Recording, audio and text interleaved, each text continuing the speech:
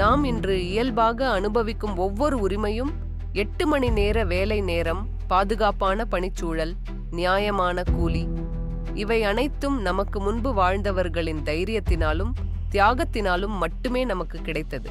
மே 1 சர்வதேச தொழிலாளர் தினம். இந்த நாளின் வேர்கள் 1886ஆம் ஆண்டில் தொடங்குகின்றன.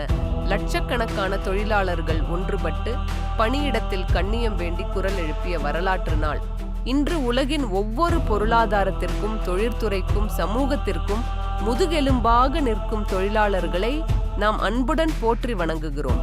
2026ஆம் ஆண்டின் கருப்பொருள் மாறிவரும் காலநிலையில் பணியிட பாதுகாப்பும் ஆரோக்கியமும் உறுதி செய்தல்.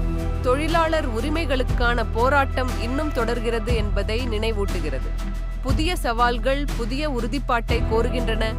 எனவே இன்று நாம் ஒரு கணம் நிறுத்துகிறோம், நன்றியுடன் நினைவு கூர்கிறோம், போற்றி வணங்குகிறோம். உங்களுக்கும் உங்கள் குடும்பத்தினருக்கும் சர்வதேச தொழிலாளர் தின நல்வாழ்த்துக்கள்.